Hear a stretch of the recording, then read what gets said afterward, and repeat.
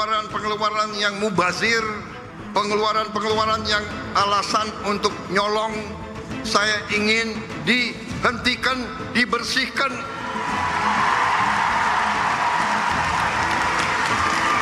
Ada yang melawan saya, ada. Dalam birokrasi merasa sudah kebal hukum, merasa sudah menjadi raja kecil. Saya mau menghemat uang itu untuk rakyat. Yang sampai hari ini saya belum paham tentunya adalah dasar daripada efisiensi ini. Apakah penerimaan negara yang tidak tercapai perlu lebih transparan? Arahan Presiden itu, program-program yang selama ini tidak terukur, tidak bisa diukur keuntungannya, manfaatnya bagi publik, itu ditiadakan. Seremonial dikurangi, perjalanan dinas dikurangi, tapi yang pelayanan publik tidak dikurangi. PSO, Public Service Obligation, tidak dikurangi. Kalau berhasil memperbaiki struktur dari APBN kita yang sangat heavy untuk belanja birokrasi, itu akan lumayan gitu untuk bisa mengakselerasi perekonomian.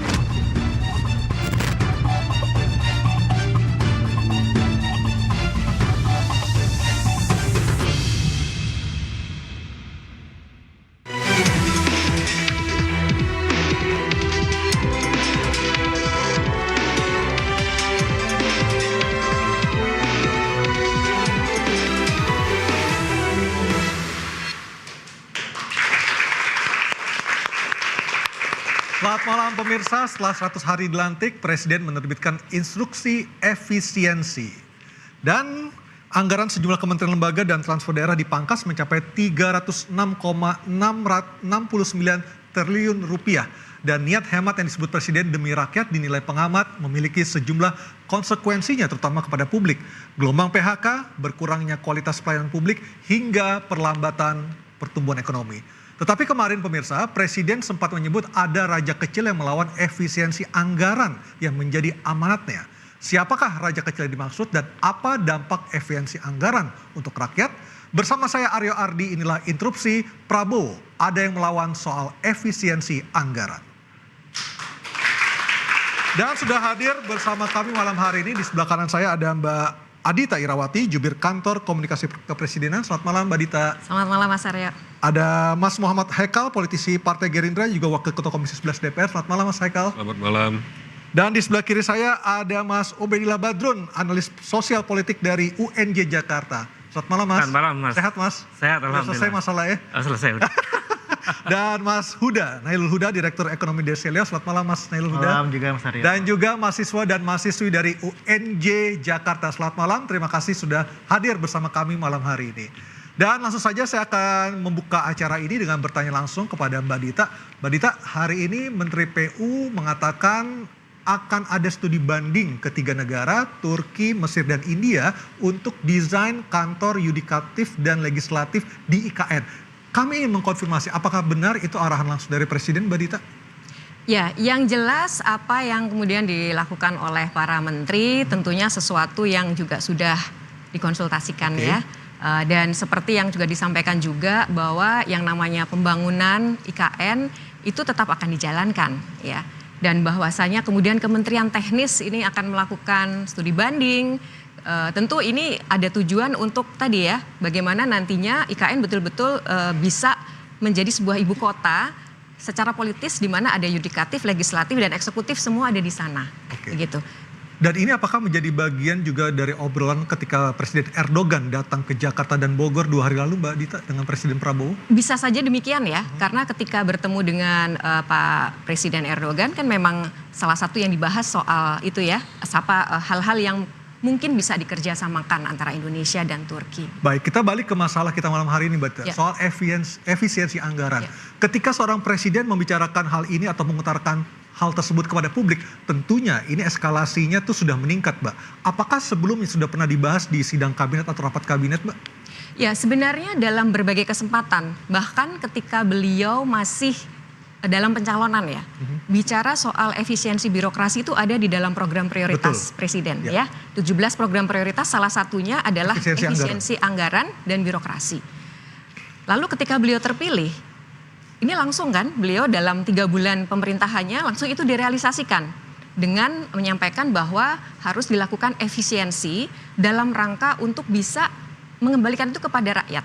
Jadi program-program yang dirasa tidak berdampak langsung kepada rakyat, tidak mendorong produktivitas rakyat, itu harus coba dikurangi. Dan kalau kita ibaratkan, mungkin ini sudah sering dengar ya, bahwa kalau tubuh kita ini terlalu banyak lemak, otot ini tidak komposisinya tidak banyak, ini kita bergerak kan juga jadi kurang ya. Kesehatan dalam anggaran ini juga kurang. Itulah mengapa yang namanya otot itu adalah program-program yang dampaknya itu masif buat masyarakat. Dan ini arahan Pak Presiden dari awal gitu ya kepada para pembantunya. Harus dilakukan efisiensi karena program-program ini harus bisa memberikan dampak langsung kepada rakyat.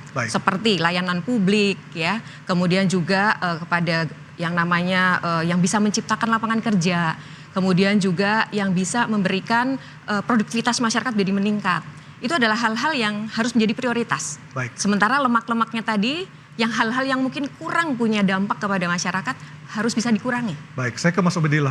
Mas Ubed, ketika seorang presiden mengutarakan sesuatu hal ke publik, apa sih maksud yang Anda cermati dari pernyataan Presiden Prabowo di Surabaya Senin lalu? Ya, saya kira sebetulnya agenda efisiensi itu menunjukkan atau membenarkan bahwa pemerintahan sebelumnya itu buruk. Pemerintahan Pak Jokowi maksudnya? Iya. Jadi anggaran yang tidak efisien. Bahkan saya sampai kaget juga sampai nilainya hampir 300, kurang lebih 300 triliun kan. 306. Berarti 10% dari APBN. Bayangkan. Jadi selama ini betapa banyak anggaran yang dipermainkan oleh pemerintahan sebelumnya. Ini catatan saya pertama. Yang kedua, tentu proses efisiensi itu basisnya mesti saintifik. Jadi ada argumen-argumen ilmiah yang mesti dibangun. Apa sih alasan pokok kemudian harus dilakukan efisiensi itu? Bukan sekedar narasi bahwa kita ingin untuk kepentingan rakyat, ternyata juga tidak kok. Faktanya misalnya, anggaran pendidikan yang merupakan mandatory spending ikut dikurangi. 20% itu ikut dikurangi. Jadi untuk rakyat yang mana? Jadi saya kira proses efisiensi itu menurut saya yang dilakukan saat ini itu tidak transparan, tidak menunjukkan prinsip-prinsip good governance sebetulnya. Transparan dong, jelaskan argumennya.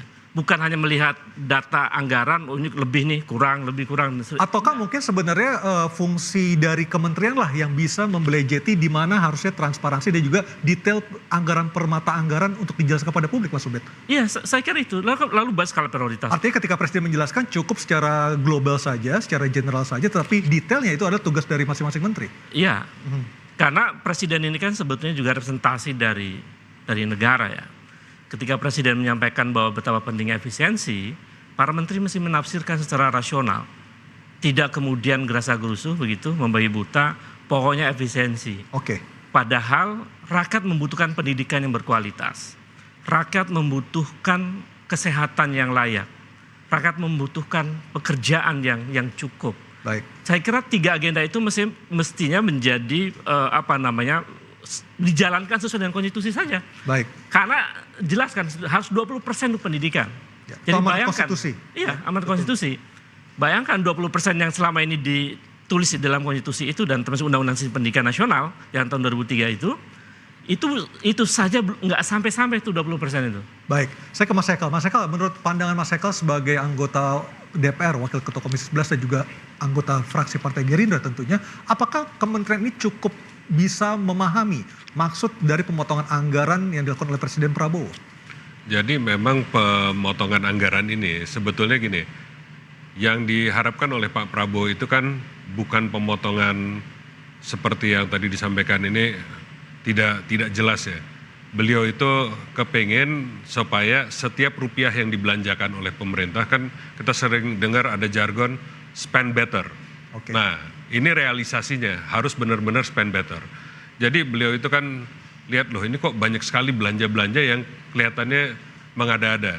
Kita buat contoh aja ya. Kita sering kali ini sebagai warga Jakarta aja sering mengeluh menjelang akhir tahun, kok sering ada galian jalan, kayaknya ngabis-ngabisin anggaran akhir tahun. Belum lagi sering kali mungkin ada pejabat-pejabat yang keliling-keliling di bulan-bulan Oktober, November, Desember terkesan ngabisin anggaran buat jalan-jalan. Nah, yang hal-hal seperti ini kan beliau juga paham gitu kan. Nah, obrolan soal belanja diefisiensikan ini sebetulnya udah obrolan beliau karena saya dari Partai Gerindra dari belasan tahun yang lalu. Hari ini kita lagi tadi acara Rapimnas merayakan 17 tahun kita Partai Gerindra, dan selama Pak saya Prabowo di terpilih lagi ya sebagai Ketua Umum Gerindra ya. Alhamdulillah beliau terpilih lagi untuk memimpin Gerindra sampai 2030.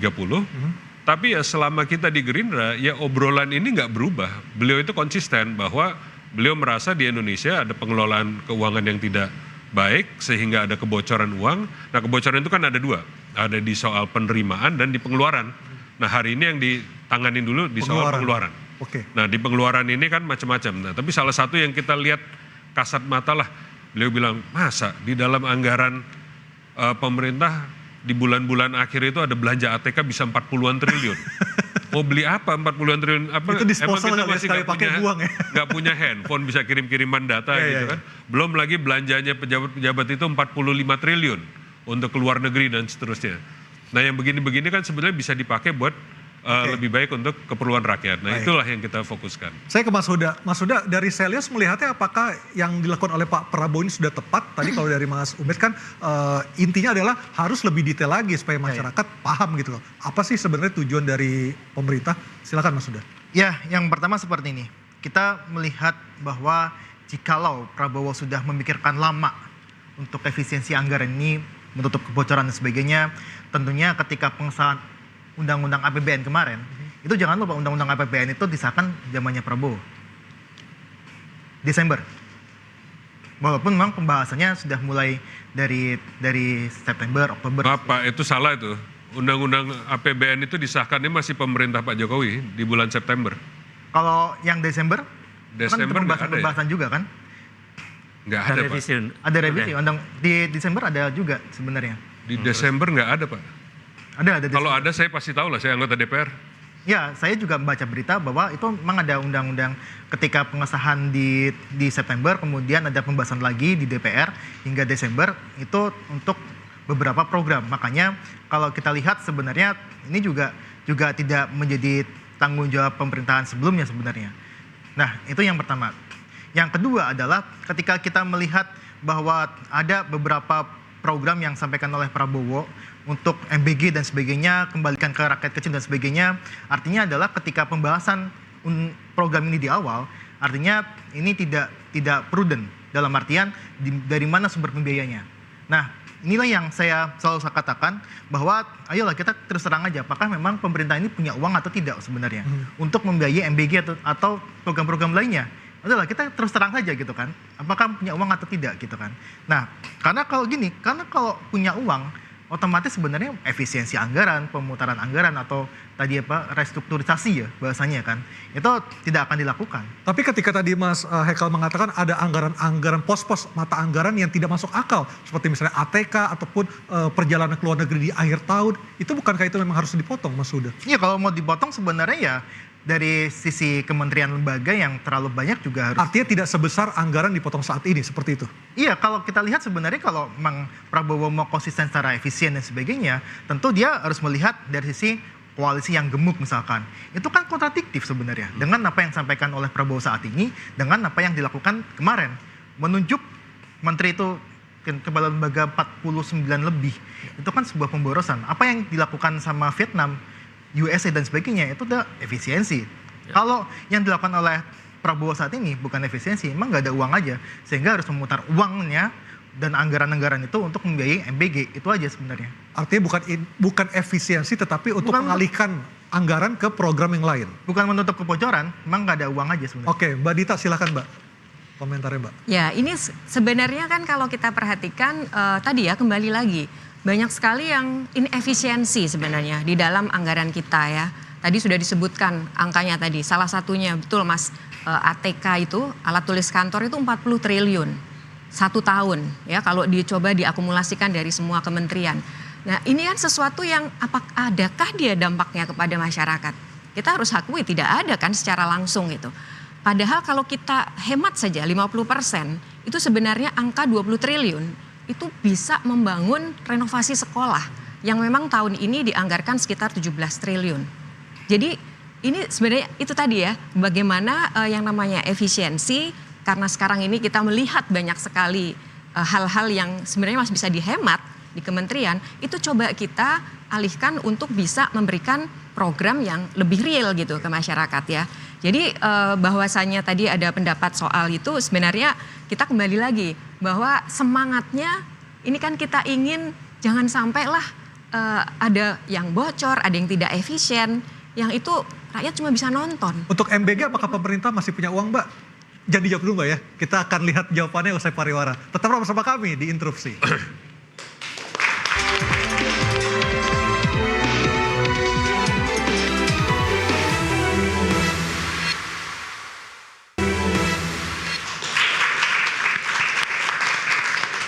Mbak Dita, apakah pemerintah masih punya uang yang cukup untuk membiayai program makan bergizi gratis? Karena kan begitu besar sekali ya pemotongan anggaran yang dilakukan saat ini ya. Ya kalau tidak ada, ya tentu tidak beranilah dijalankan ya. Okay. Ada, dan itu sudah dialokasikan tahun ini, sebenarnya itu angkanya kan 71 triliun. Ya, dan itu mentargetkan sekitar lebih kurang 15 juta penerima manfaat tahun 2025. Namun demikian Pak Prabowo, Pak Presiden kemudian melihat bahwa ternyata banyak sekali aspirasi masyarakat itu untuk bisa mendapatkan segera. Jadi target yang 82 juta itu diminta oleh Pak Prabowo untuk bisa diakselerasi tahun ini begitu. Jadi angka 71 triliun dirasa memang harus ada penambahan. Sehingga saat ini masih dibahas ada sekitar tambahan 100 triliun rupiah. Jadi itu yang sedang disiapkan untuk makan bergizi gratis. 100 triliun itu apakah diambil dari 306 yang dihemat saat ini, Mbak Dita? Beberapa seperti itu diambil dari situ, dan sebenarnya sudah disampaikan juga ya oleh Pak Prabowo bahwa yang namanya penghematan ini untuk tadi program-program yang sekali lagi memang bisa langsung dinikmati oleh masyarakat. Dan salah satunya ini adalah program makan bergizi gratis. Kemudian nanti juga ada renovasi sekolah, ada program-program lain ya yang memang terkait dengan tadi bagaimana rakyat itu bisa langsung merasakan. Dan ini sebenarnya kan juga perwujudan visi dan misi beliau. Bahwasanya peningkatan kualitas sumber daya manusia itu menjadi prioritas saat ini. Okay. Dan salah satunya tentu fokus di kesehatan dan juga sumber daya manusia, dalam hal ini juga pendidikan. Oleh karena itu beliau juga mempercepat tuh program-program yang masuk di dalam program hasil terbaik cepat. Termasuk makan bergizi gratis, kemudian ada juga cek kesehatan gratis. Dalam waktu dekat nanti kita juga akan laksanakan tadi renovasi sekolah.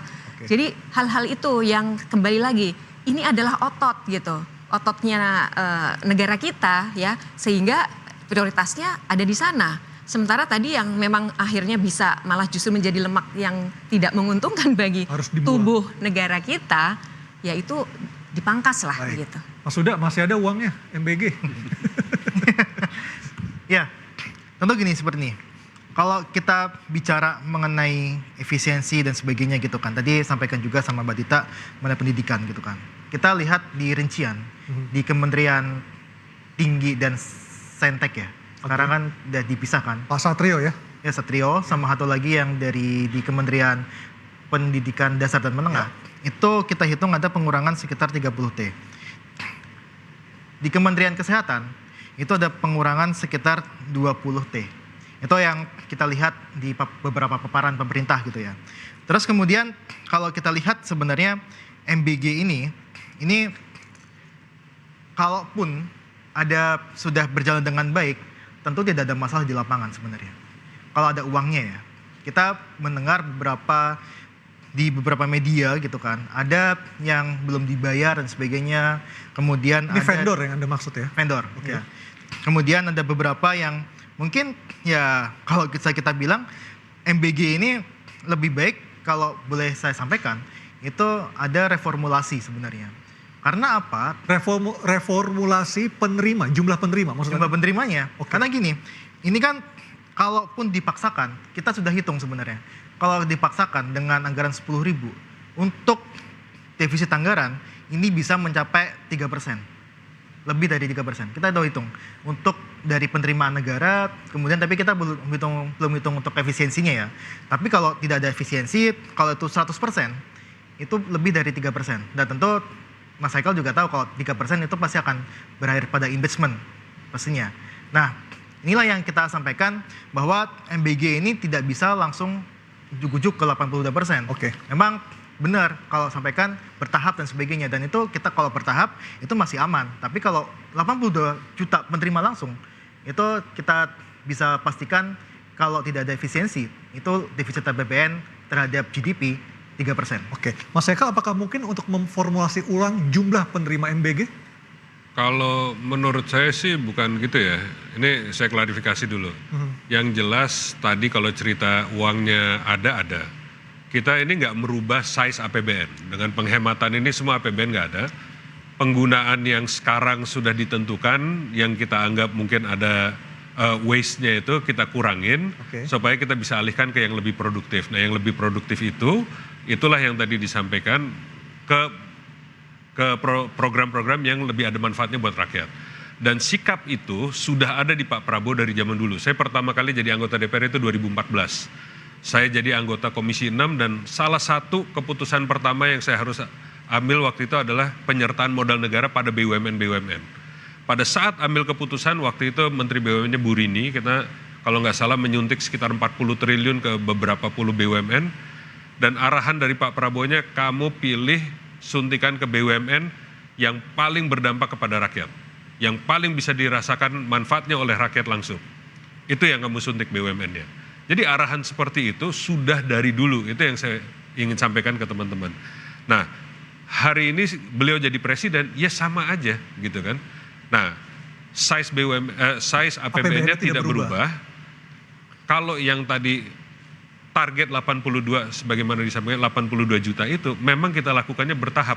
Bertahap itu ada dua. Satu, sistemnya juga harus kita masukkan in place, karena dapur-dapur yang lagi disiapkan, sekolah-sekolah yang dapurnya lagi, kan dapur ada yang lewat Kodim, ada yang lagi sistem kerjasama dengan pihak ketiga, ada yang lagi kita mau implementasikan di sekolah, itu juga perlu tenaga kerja BGN.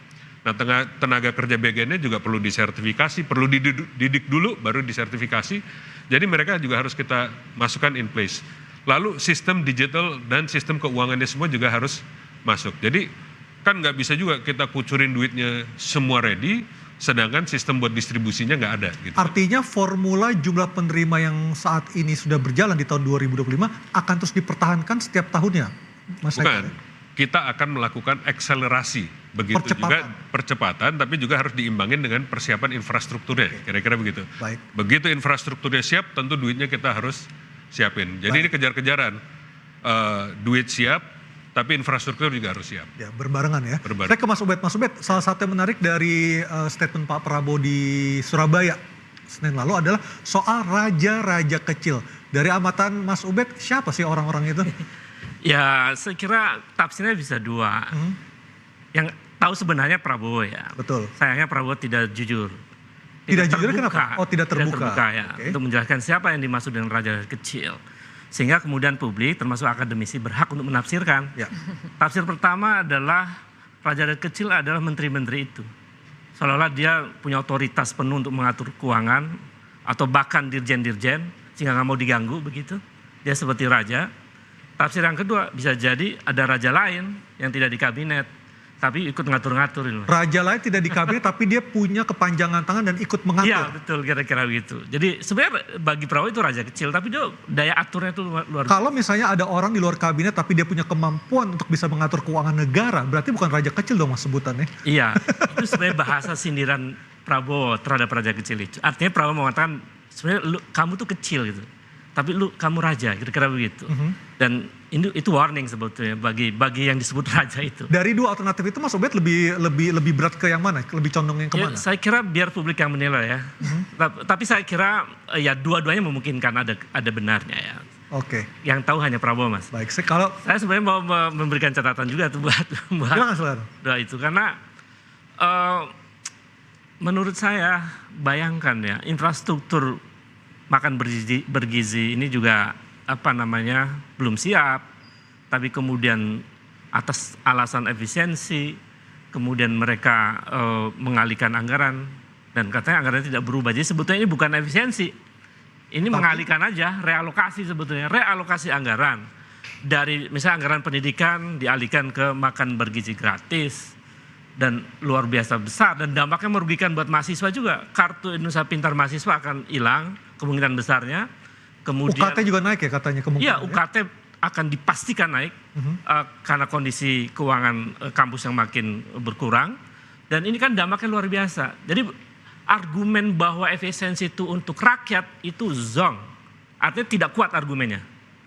Oke. Itu pertama. Yang kedua, kalau kita dalami lagi misalnya, makan bergizi ini dimasukkan di dalam anggaran pendidikan misalnya.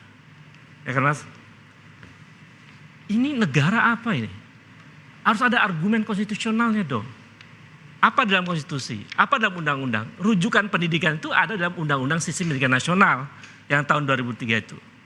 Oke. Isinya tidak ada satu kalimat pun di dalam undang-undang itu yang menyebutkan perlu anggaran untuk makan bergizi. Baik, nanti kita lanjutkan lagi Mas Ada Ubed. tidak ada dasar hukumnya.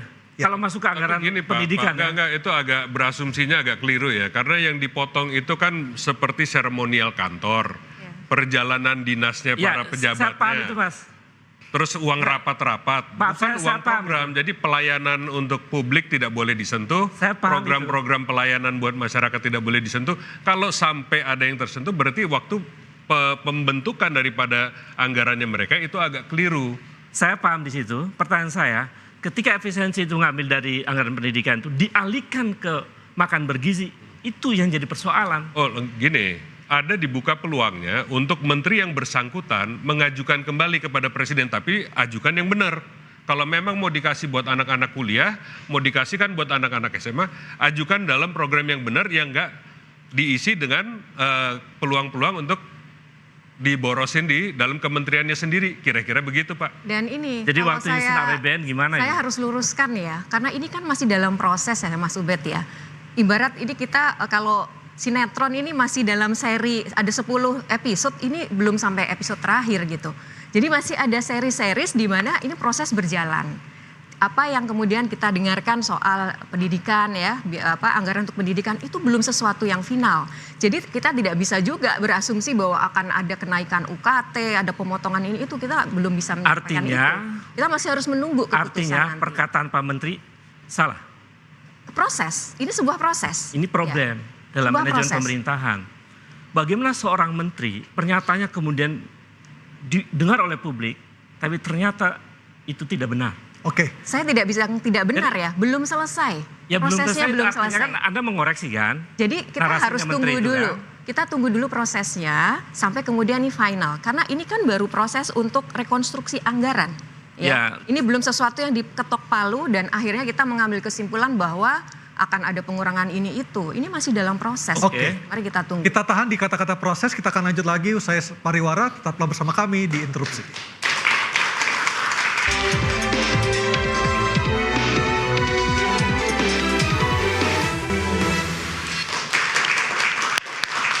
Mas Hekal, dengan adanya penghematan anggaran ini, saya mengartikannya secara tidak langsung Presiden sedang men-challenge ataupun juga sedang meminta setiap kementerian agar memberikan anggaran yang masuk akal, yang benar-benar pro dengan rakyat. Pertanyaannya, apakah sampai malam hari ini masih bisa dari setiap kementerian itu untuk mengajukan ulang anggaran yang mereka butuhkan, Mas? Bisa. Jadi saya brief dulu lah. Mekanismenya ini kan kemarin, sekalian saya koreksi tadi yang disampaikan sebelumnya. APBN kita sekarang ini kan berdasarkan ketok palu terakhir di eranya Presiden Pak Jokowi. Itu diketok di 19 September kalau nggak salah. Masih era DPR yang lalu, Presiden yang lalu. Dan pada saat itu Pak Prabowo dikasih ruang quick win programnya sekitar 120 triliun. Nah, pada saat beliau menjabat ini, kan ada beberapa isu, salah satu yang pertama adalah PPN kalau kita masih ingat. Nah pada saat PPN itu kita masih ingat pada tanggal 31 Desember, Presiden Prabowo datang ke kantor Kementerian Keuangan, terus di situ kan ya kita bisa kebayangkan Menteri Keuangan juga agak khawatir segala macam, tapi Pak Prabowo yakin ini yang terbaik untuk rakyat adalah untuk mengenakan PPN 12% hanya untuk barang mewah. Dan pada saat itu mudah-mudahan rakyat semua senang dan malam itu Pak Prabowo juga bahagia bisa malah ke Bundaran HI ikut merayakan tahun baru bersama rakyatnya. Lalu setelah itu beliau di sana kan juga terima pemaparan tentang belanja-belanja kementerian, di mana beliau lihat coba ini dipelajarilah. Di situ dijelaskan oleh Kementerian Keuangan sistem yang mereka biasa pakai, dan di situ bisa dilihat itu sebetulnya rincian sampai ke satuan 9. Oke. Dan di satuan 9 situ beliau tentu minta timnya beliau untuk meneliti setiap kementerian. Nah di situ baru ketahuan, oh ternyata banyak sekali nih keborosan-keborosan yang sebetulnya bisa dipakai untuk penghematan dan bisa dipakai untuk yang lebih produktif. Dan sekarang masih bisa untuk kementerian melakukan. Nah, dulu kita kan di Inpres nomor 1 itu kan diberikan waktu sampai tanggal 14 untuk melapor kembali penghematan yang sudah dilaporkan ke DPR. Jadi sampai hari ini tadi semua ketok-ketok palu di DPR untuk persetujuan penghematan. Persetujuan penghematan itu adalah tidak ada perubahan program ataupun apa-apa, tapi persetujuan dari DPR bahwa program-program yang sudah disepakati sebelumnya, misalnya kayak Kementerian PU, 110 triliun, disepakati adalah penghematannya kira-kira 50%, jadi sekarang ada 55 triliun misalnya. Nah itu kita sepakati bahwa program yang separuhnya itu dibintangin. Kalau bantuan untuk perguruan tinggi gimana Mas? Karena kan ada kekhawatiran munculnya ataupun kenaikan harga. Jadi akhirnya itu disepakati untuk dibekukan. Dibintangin tuh kalau istilahnya itu di hold gitu kan. Nah sebelum dialokasikan untuk yang lain-lain, tentunya masing-masing menteri ya seperti kita dengar mungkin ada yang keberatan itu sekarang tolong ajukan, tapi sekarang benar-benar dipastikan bahwa di dalamnya ini nggak ada pemborosan yang aneh-aneh. Seperti tadi saya bilang, kalau memang ini untuk kepentingan mahasiswa, untuk kepentingan pendidikan, kepentingan kesehatan, programnya benar-benar jangan diisi. Kalau kita masih ingat, saya kalau nggak salah dulu program stunting tuh, ada yang misalnya buat bantuan 2 miliar sampai ke rakyat, ongkos untuk menyampaikan program itu ke rakyat 8 miliar. Kan nggak masuk akal. Nah yang begitu-begitulah, ini kan jadi ujian nih buat para menterinya. Kalian ya kalau ngajuin, sekarang tolong diteliti yang benar, supaya benar-benar efektif. Rupiah per rupiahnya ini nyampainya itu benar. Oke, gitu kan. Mas Huda silakan. Ya, ini menarik. Sebenarnya kalau kita lihat, memang pola kebijakannya Prabowo itu kan selalu pada menit-menit terakhir menyampaikan saya ini untuk rakyat. Tapi ingat, ini kita mungkin membahas sedikit tadi karena membahas PPN 12% ya. Itu kita ingat banget lah pembahasannya itu mulai dari kapan dan sebagainya. Pun dengan Prabowo ketemu sama timnya Mas Haikal yang tim Komisi 11 ya, pada saat itu juga sampaikan kan. Tapi masalahnya adalah pembantu presidennya tidak memutuskan dan bahkan hingga 31 Desember Mas.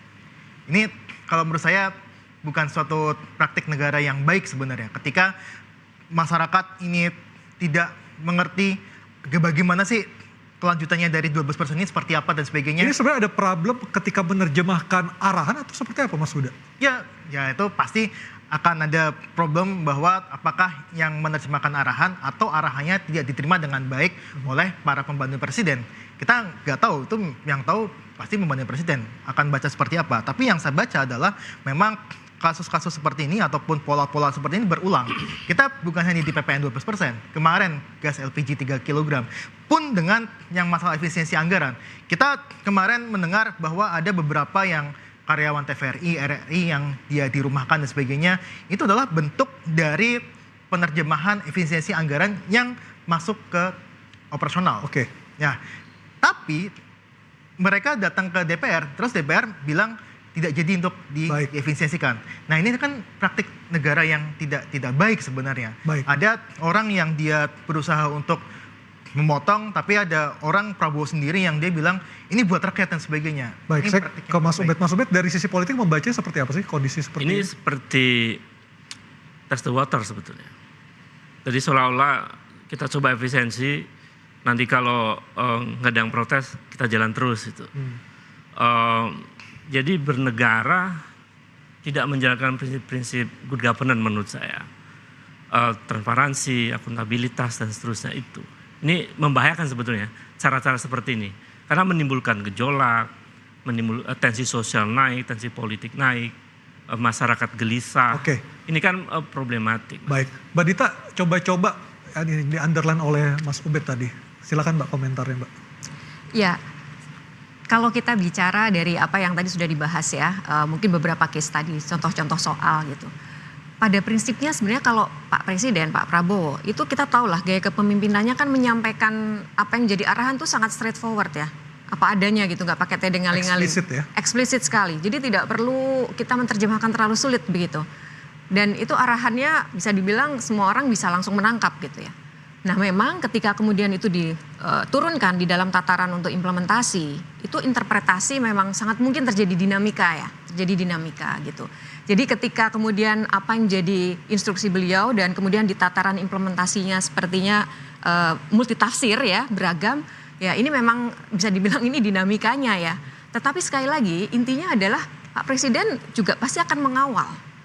Meskipun kemudian beliau arahnya sudah jelas, tetapi ketika di tataran implementasinya ada sesuatu yang meresahkan masyarakat atau bahkan menyulitkan, contohnya seperti kemarin LPG 3 kg ya, itu semangatnya kan sebenarnya sangat baik ya.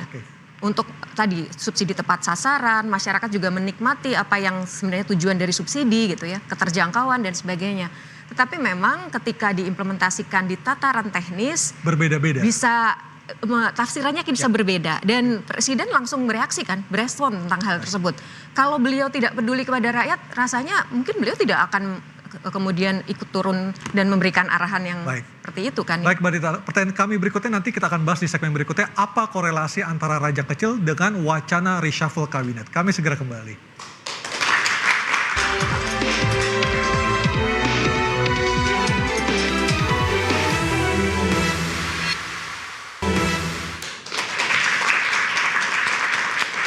Mbak Dita, ini sebutan raja kecil di Kongres Muslimat NU hari Senin lalu tuh hampir bersamaan waktunya dengan wacana reshuffle. Emang ada hubungannya Mbak?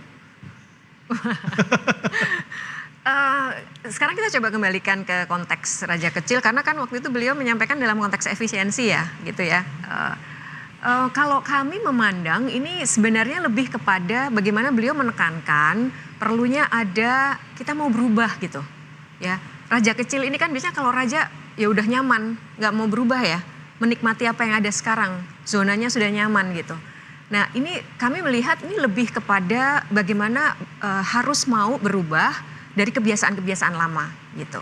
Untuk kemudian lebih produktif, lebih efisien, tetapi produktivitasnya juga tetap bisa ditingkatkan begitu ya. Jadi ini saya melihat bukan menyasar kepada pihak-pihak tertentu, tetapi ini sebenarnya secara umum beliau mengingatkan.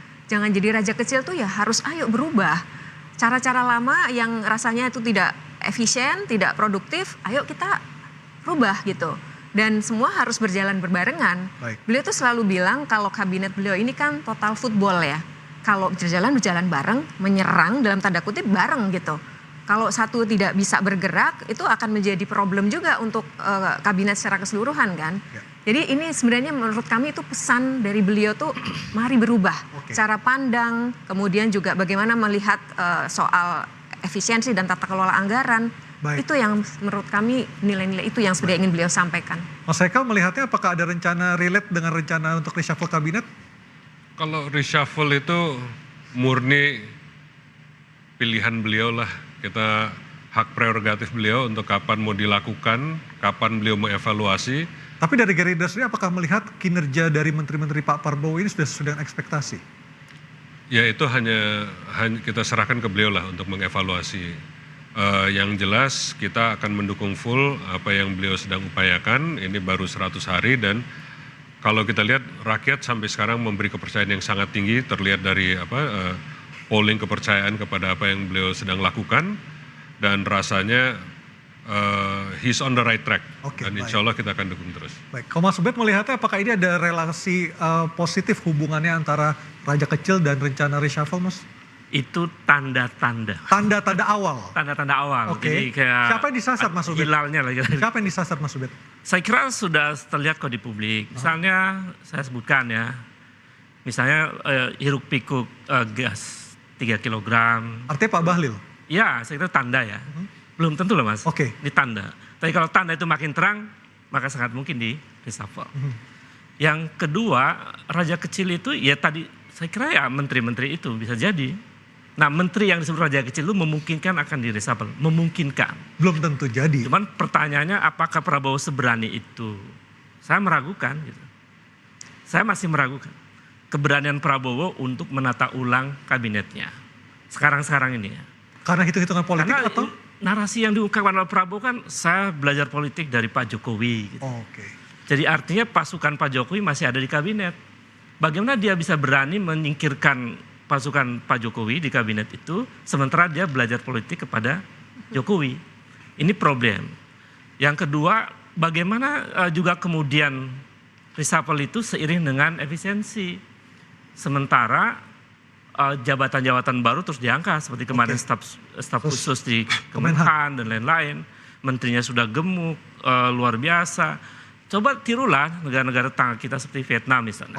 Efisiensinya sangat sistemik dan sangat bagus. Baik. Kalau dari Mas Huda, apakah ada catatan khusus terhadap menteri-menteri tertentu di kabinetnya Pak Prabowo?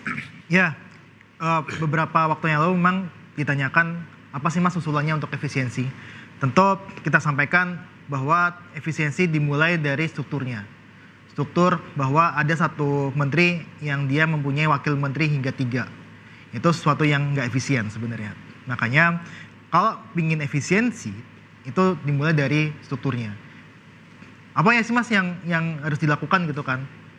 Ya kita tidak butuh wakil menteri sebenarnya. Untuk semua kementerian? Untuk sebuah kementerian, karena sudah ada dirjen dan sebagainya. Karena itu sudah mewakili menteri. Dan wakil menteri ini yang menjadikan anggaran kita nggak efisien.